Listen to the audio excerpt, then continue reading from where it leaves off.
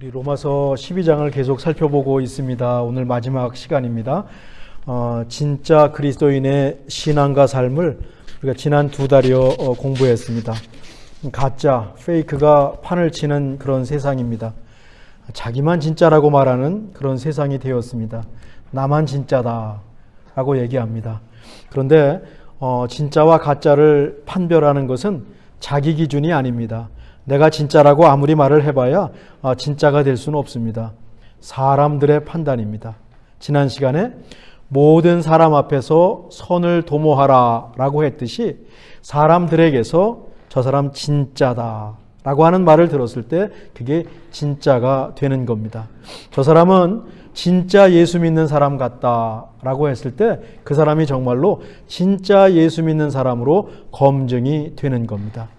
사람의 눈에 든다고 진짜 그리스도인은 아닙니다. 하나님 눈에 들어야 합니다. 하나님께 인정받는 길이 많이 있겠지만 우리가 배운 대로 로마서 12장 말씀에 아멘 하고 쉽지 않죠. 원수들을 먹이고 원수를 축복하고 쉽지 않습니다. 근데 이 말씀에 아멘 하고 그대로 살면 진짜 그리스도인이 될 겁니다. 우리가 공부한 대로 살면 하나님 앞에 기쁨이 되고 사람들에게 야 진짜다 라고 하는 말을 듣게 될 겁니다. 저는 첫 번째 시간에 이런 얘기를 했습니다. 우리 시대에 과연 진짜 그리스도인이 있을까? 저 스스로 생각해도 진짜라는 말을 저에게 붙이기가 쉽지 않았습니다. 진짜 그리스도인, 진짜 목사. 그래 제가 어떤 말을 썼냐면 진짜가 되고 싶은 그리스도인이란 말을 썼습니다. 하지만 정말 우리 안에는 제 안에도 마찬가지고 진짜가 되고 싶은 열망이 있습니다. 진짜가 되고 싶은 간절한 소망이 우리 안에 있습니다. 이걸 보시고 또 이런 열망을 가지고 우리가 나간다면 언젠가 우리도 진짜 그리스도인이 될 수 있을 것입니다. 그래도 지난 2달이요 로마서 12장을 갖고 씨름하면서 조금은 진짜에 근접한 것 같습니다. 지난주 한 집사님께 저에게 카톡을 했는데 목사님 로마서 12장을 필사했습니다. 제 그 말을 듣고 얼마나 감사한지요. 저는 우리 교회에다가 이렇게 하십시오 뭐 그런 얘기 하지 않습니다. 그렇지만 알아서 이렇게 해주시는 분들이 어딘가 있다는 얘기를 들었을 때 저는 너무너무 감사하고 목회하는 거에 대한 보람을 느낍니다. 적어도 진짜 그리스도인이 누구인지 어떻게 생각하고 어떻게 살아야 진짜 그리스도인인지 저희는 알았습니다. 그리고 노력했습니다. 이제부터 할 수 있는 대로 이제부터 최선을 다해서 이제부터 믿음의 분량대로 실천하면 되겠습니다. 모든 생각과 행동에서 진짜라고 하는 이야기를 듣기는 만만치가 않습니다. 우리가 우리의 모습을 잘 압니다. 어느 한 부분에서 아주 작은 것에서라도 진짜라고 하는 이야기를 꼭 들어봅시다. 주보에 로마서 12장을 요약해 놓았는데 월요일 아침에 PDF로 바꿔서 카톡방에 올리겠습니다. 신앙의 매뉴얼처럼 곁에 놓으시고 틈틈이 읽으시면서 하나님이 인정하시고 세상도 깜짝 놀라고 우리 자신도 스스로 대견하다고 생각할 정도로 자라가기를 진짜 그리스도인으로 나가기를 간절히 원합니다. 지난 2달이요 우리 안에 심겨진 이 말씀의 씨앗이 우리 각자의 신앙과 삶에 싹이 나고 꽃이 피고 열매가 맺기를 간절히 또한 바랍니다. 그동안 배운 말씀 가운데 한 가지만 다시 복습하라면 한 구절만 다시 복습하라면 저는 2절에 마음을 새롭게 함으로 변화를 받아 저 말씀을 꼽겠습니다. 이건 정말로 중요한 신앙의 첫 단추입니다.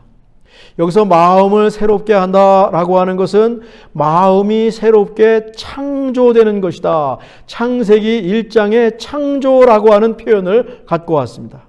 하나님 안에서 born again, 다시 태어나는 것을 뜻하죠.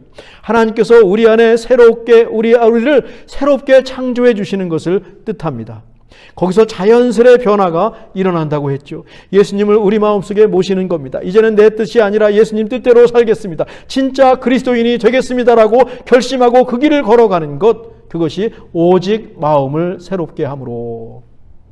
예수님을 처음 만났을 때의 감격을 생각했습니다. 그때의 감격을 간직해야 되는데 아쉽게도 첫사랑이 많이 식었습니다. 그렇다면 요한계시록에서 에베소 교회에게 하신 말씀대로 그 첫사랑을 잃어버린 곳으로 다시 가서 거기서부터 다시 시작해야 할 것입니다. 우린 이걸 배웠습니다. 우린 너무너무 잘 잊어버립니다. 신앙은 이상하게도 금세 바닥이 드러납니다. 그래서 영적인 싸움이라고 하는 것 같아요. 그때마다 망가진 곳, 잊혀진 곳, 거기에 다시 가서 말이죠. 다시 시작하고 또 시작해야 합니다. 아마 평생 우리는 이렇게 신앙을 회복하고 또 회복하면서 살게 될 겁니다. 끊임없는 과정이다라고 하는 것이고 끊임없는 순환이라고 하는 것입니다.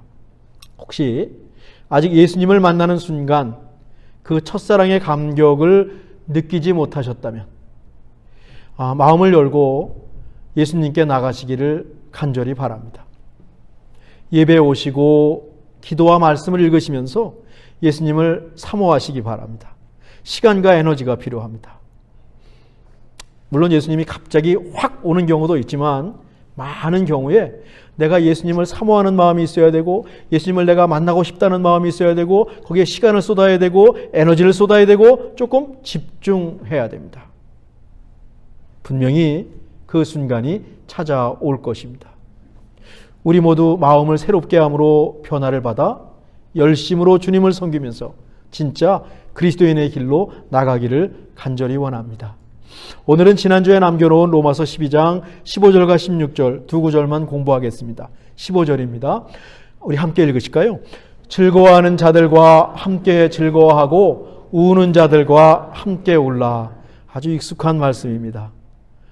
남의 일을 내 일로 여기십시오. 공감, empathy, 공감하십시오 라고 하는 말입니다. 요즘에는 이런 공감 능력이 많이 떨어집니다. 이 코로나라고 하는 큰 대전염병을 역병을 겪고 나서 사람들이 더 이기주의가 되었습니다. 막 중간에 막 넘어지거든요. 아프거든요. 그럼 어떤 생각이 듭니까? 저 사람 도와야 되겠다. 그런 생각보단 나부터 살아야 되겠다. 이 코로나가 우리에게 준 것은 극도의 이기주의와 극도의 개인주의를 남겼습니다. 사실 우리 모두가 더 서로 연결되어 있습니다. 나 혼자 살 수가 없습니다. 그런데 자기만 살면 된다라는 그 마음이 우리 가운데 우리도 모르게 지금 들어와 있습니다. 그러니 세상이 아주 각박해졌습니다. 물론 남을 챙기는 일은 쉽지 않습니다. 지난 시간에 배운 대로 원수가 배고플 때 먹이고 목마를 때 마시게 하라, 이 말씀 실천하는 것은 정말 어렵습니다. 원수는 그냥 죽어 마땅한 놈입니다. 원수는 그냥 천벌을 받아야 됩니다. 아니, 거기까지 신경 쓸 여유도 없습니다. 무관심하겠습니다. 나는 거기까지 신경 쓰지 않겠습니다.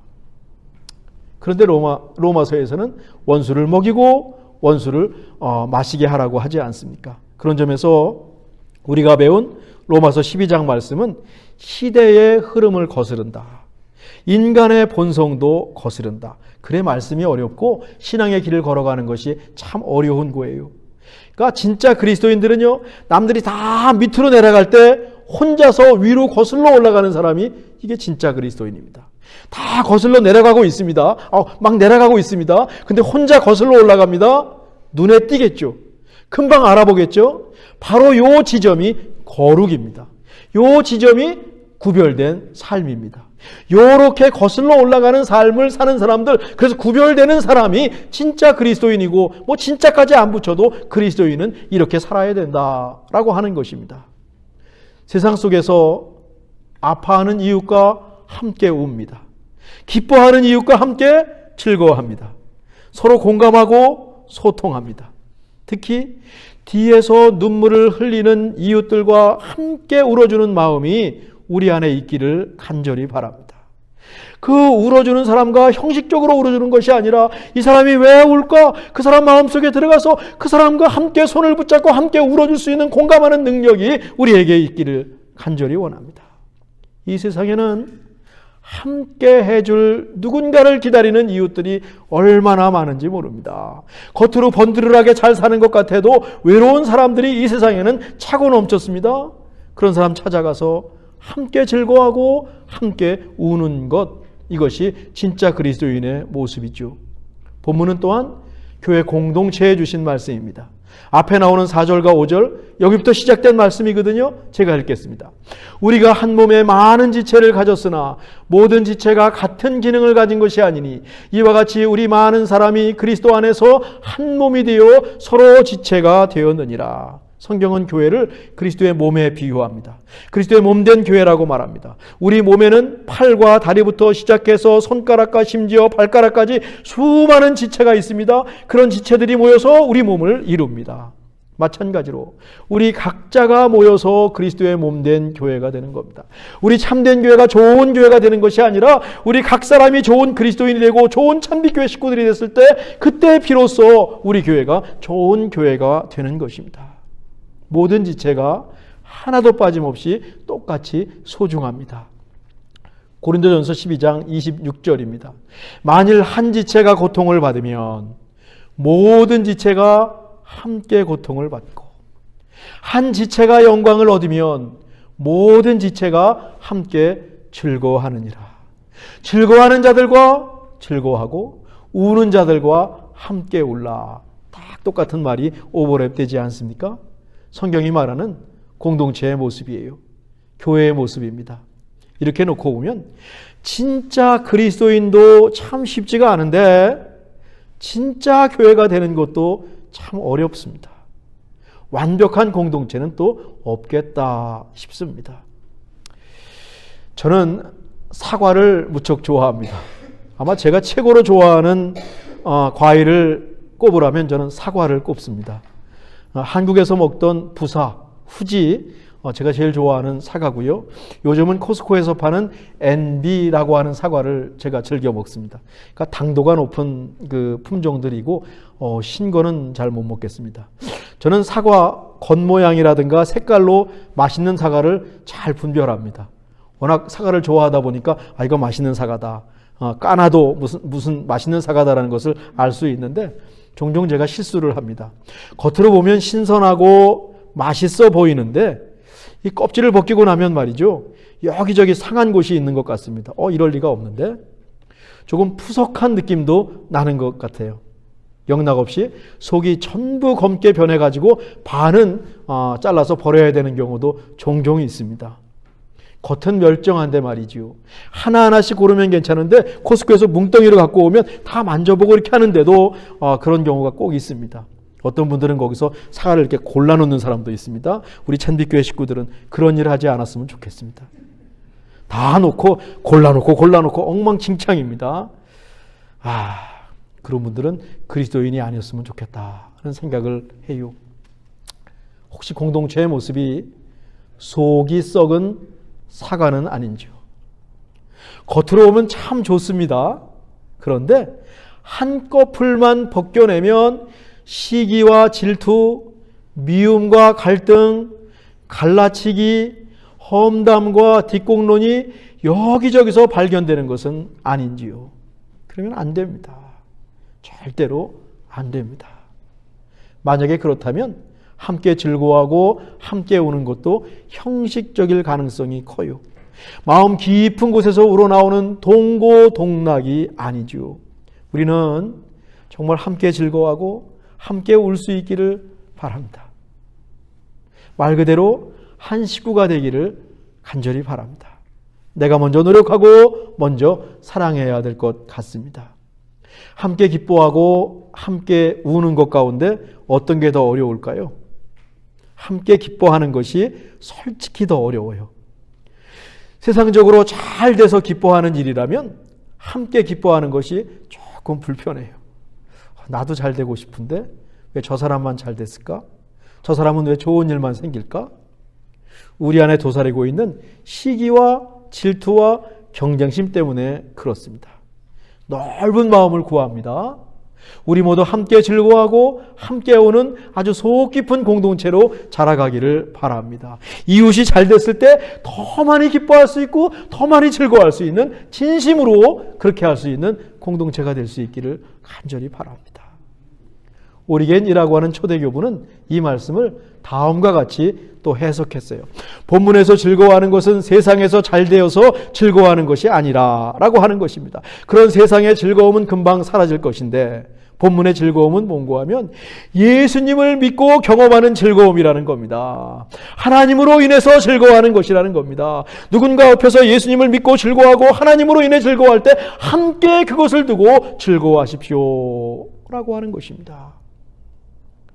우는 자들과 함께 우는 것도 세상에서 고통을 당했으니까 사랑하는 사람과 작별을 해서 슬퍼하는 사람과 함께 우는 것이 아니라 예수님 안에서 자신이 얼마나 커다란 죄인인지 하나님 앞에서 자신의 부족함을 발견하고 성경 속의 세리처럼 가슴을 치면서 울면서 통회자복하고 있는 그 그리스도인 옆에 가서 함께 우십시오 라는 말씀으로 오리게는 해석을 했습니다.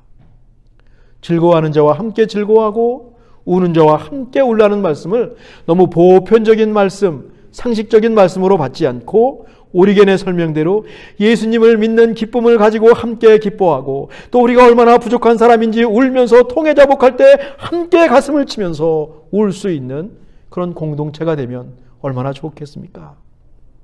16절입니다. 서로 마음을 같이 하며 높은 데 마음을 두지 말고 도리어 낮은 데 처하며 스스로 지혜 있는 채 하지 말라. 그리스도 안에서 하나님의 공동체가 되기 위해서 꼭 필요한 말씀이죠. 함께 울고 함께 기뻐하기 위해서 꼭 필요한 말씀이죠. 여기 마음이라고 했잖아요. 서로 마음을 같이 하고 이건 생각입니다. 생각입니다. 우리가 그동안에 너무 신앙을 감정적으로 믿었습니다. 마음이 뜨거워져야 된다고 믿었습니다. 근데 로마서 15장은 생각, 지력, 분별력을 강조하고 있습니다. 생각이 같아야 한다. 같은 곳을 바라봐야 한다. 가치관이 같아야 한다라는 말씀입니다. 높은 데 마음을 두지 말고 도리어 낮은 데 처하며 서로 낮아지려고 하는 게 그리스도인입니다. 하나님의 아들이신 예수님께서 하나님의 자리를 박차고 인간의 모습으로 내려오셨습니다. 십자가를 지시고 가장 낮은 길을 가셨습니다. 우리도 낮은 데 처하는 것 기뻐해야 합니다. 예수님은 높은 사람이 아니라 낮은 사람의 친구가 되셨습니다. 우리 인간은 높은 사람과 어울렸을 때 자랑합니다. 그런데 예수님은 낮은 사람과 친구가 되셨고 어쩌면 높은 사람을 향해서 예수님은 저항하셨습니다. 빌립보서 2장 1절과 5절을 세 번역으로 읽습니다. 그러므로 그리스도 안에서 여러분에게 무슨 격려나 사랑의 무슨 위로나 성령의 무슨 교제나 무슨 동정심과 자비가 있거든 여러분은 같은 생각을 품고 같은 사랑을 가지고 뜻을 합하여 한 마음이 되어서 내 기쁨이 넘치게 해 주십시오. 무슨 일을 하든지 경쟁심이나 허영으로 하지 말고 겸손한 마음으로 하고 자기보다 서로 남을 낮게 여기십시오. 높게 여기십시오. 또한 여러분은 자기 일만 돌아보지 말고 서로 다른 사람들의 일도 돌아보아 주십시오. 여러분 안에 이 마음을 품으십시오. 그것은 곧 그리스도 예수의 마음입니다. 예수님의 마음을 품으면 이거 다 할 수 있습니다. 원수도 사랑할 수 있습니다. 다 모든 사람을 높일 수 있습니다. 내려갈 수 있습니다. 낮아질 수 있습니다. 예수님 닮으면 됩니다. 거꾸로 말하면 그렇게 행한다면 그 사람은 진짜 그리스도인이요 예수님을 닮은 그리스도인이 되는 겁니다. 예수님 우셨습니다. 제자들을 칭찬하시고 또 믿음을 갖고 있는 사람들을 높이시고 함께 기뻐하셨습니다. 예수님을 생각하면 함께 울고 함께 기뻐할 수 있습니다. 멋진 교회를 세울 수 있습니다. 지혜 있는 채 하지 말라라고 하는 말씀의 헬라어 본문은 이겁니다. 당신의 시각이 당신의 견해가 옳다. 내 생각이 지혜다라고 주장하지 마십시오. 전부 내가 옳다고 하면 어떻게 되겠습니까? 배가 산으로 갑니다. 내가 틀릴 수 있다. 내가 틀릴 수 있다. 여지를 남겨두라라고 하는 말씀입니다. 서로의 부족을 인정하고 배워가라고 하는 말씀입니다. 제가 금요일날 우리 기혼 그룹들과 성경 공부를 합니다. 제가 하고 싶은 말도 많이 있습니다. 실제로 많이 합니다. 근데 종종 그럽니다. 내가 하는 말이 여러분들에게 도움이 될지는 모르겠습니다. 저도 여러분에게 배우고 싶습니다. 제가 배우는 것이 참 많습니다. 지혜 있는 채 하지 말라라고 하는 말씀이죠. 다시 한번 읽죠. 같이 한번 읽으실까요? 서로 마음을 같이 하며 높은 데 마음을 두지 말고 도리어 낮은 데 처하며 스스로 지혜 있는 채 하지 말라. 헨리 나우에는 제가 여러분에게 매년마다 선물했던 책입니다. 올해는 다른 저자의 책을 준비해 놨습니다. 상처 입은 치유자라고 하는 책에서 기독교 공동체를 다음과 같이 설명합니다. 조금 번역이 어려운 것 같은데 제가 그냥 읽지요. 기독교 공동체가 치유의 공동체가 될 수 있는 이유는 그곳에서 상처가 치료되고 아픔이 경감되어서가 아니라, 우린 그러잖아요. 교회 오고 있으면 상처가 치료되고 아픔이 경감됩니다. 그게 아니라, 그런 일도 있지만 거기가 다가 아니라 상처와 아픔이 새로운 비전을 위한 출구나 기회가 되기 때문이다. 과거가 다 청산되는 것이 아니라 아직 여전히 불편한 부분이 있지만 거기에 머물지 않고 앞으로 나갈 수 있을 때 그 공동체가 비로소 치유의 공동체가 된다라는 말입니다. 우리가 서로 고백할 때, 부족함을 고백할 때 서로의 소망이 깊어지며, 나의 부족함을 고백할 때 서로의 소망이, 희망이 생기고, 서로의 나약함을 공유할 때 앞으로 우리에게 주어질 힘을 기억하게 된다라고 하는 말을 썼습니다. 말씀을 마치면서 이스라엘과 팔레스타인에 있는 한 단체를 소개하고 싶습니다. 지난 독서 모임에서 교회 집사님께서 소개해 주셨습니다. 이 모임을 제가 소개해봤고 얼마나 감사했는지 모릅니다. 저는 이런 모임을 찾고 있었거든요. 우리 집사님들이 정말로 저보다 훨씬 낫고 훨씬 더 많은 것을 갖고 계십니다. 배워갑니다. 너무 감사하죠. 지금 이스라엘과 팔레스타인이 전쟁이 아주 한창입니다. 두 국가가 합쳐서 지금 10,000명에 육박하는 희생자가 생겼습니다. 희생당한 사람들은 거의 어린이들부터 시작해서 힘없는 백성들입니다. 통탄할 일입니다. 이거 생각하면 우리가 함께 울 수밖에 없습니다. 전쟁 그치게 해주십시오라고 기도가 저절로 나옵니다. 그거 보면서 누가 이기라고 편을 들고 응원한다면 그리스도인의 모습은 아닙니다. 조금 과장하면 지금 이스라엘이나 팔레스타인에 가면 말이죠, 한 집 건너서 한 집씩 피해를 본 가족이 있을 정도라고 해요. 그런데도 이스라엘과 하마스가 치열하게 싸우고 있습니다. 끝장을 보려는 것 같습니다. 그런데 말이죠, 이스라엘과 팔레스타인에 더 페어런트 서클이라고 하는 단체가 있다는 거예요. 이 단체는 어떤 단체냐면 이스라엘에게 가족을 잃은 팔레스타인 사람들, 이스라엘 군인에게 총을 맞아서 가족을 잃은 팔레스타인 사람들입니다. 내 사랑하는 딸이 죽었습니다. 부모가 죽었습니다. 반대로 하마스와 같은 팔레스타인에게 부모나 자식 같은 직계 가족을 잃은 사람들로 구성되어 있습니다. 이스라엘과 팔레스타인 합쳐서 600여 가족의 회원을 갖고 있습니다. 이 단체의 어떤 분이 미국 방송과 인터뷰를 했어요. 20년 전 희생당한 딸의 모습이 엊그제처럼 생생하게 기억이 납니다. 그런데 이들은 과거의 아픔을 서로의 가슴에 묻었습니다. 그리고 자기 딸을 죽은 그 팔레스타인 사람들, 자기와 똑같은 어려움을 당한 사람들과 한 단체, 한 서클을 구성해가지고 전쟁 그치게 해달라고 지금 운동을 하고 있습니다. 원수가 하나가 되었습니다. 헨리 나우엔의 말대로 하면 완전히 치유된 것도 아닙니다. 치유될 수도 없습니다. 그런데 이들은 앞을 향하고 있습니다. 상처와 아픔을 증오와 복수로 삼지 않고 새로운 비전을 위한 출구와 기회로 삼고 있습니다. 전쟁이 한창인 지금도 이분들은 화해를 외칩니다. 평화를 외칩니다. 이런 분들, 이런 단체가 있다는 것이 너무 감사했습니다. 희망을 보았고 우리 그리스도인들이 해야 될 일들을 저들이 하고 있군요.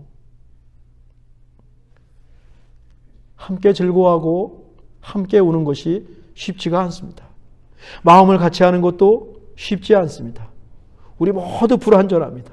우리에게는 말끔하게 씻겨지지 못한 감정도 있습니다. 그래도 앞을 향해서 나가길 간절히 바랍니다. 할 수 있는 대로, 이 말이 얼마나 위로가 되는지요. 할 수 있는 대로, 또 이 말은 능력껏 하라는 겁니다. 함께 기뻐하고 함께 울기 원합니다. 최선을 다해서 그리스도의 몸된 교회를 세워가기 원합니다. 하나님께서 힘을 주시고 또 직접 도우실 겁니다.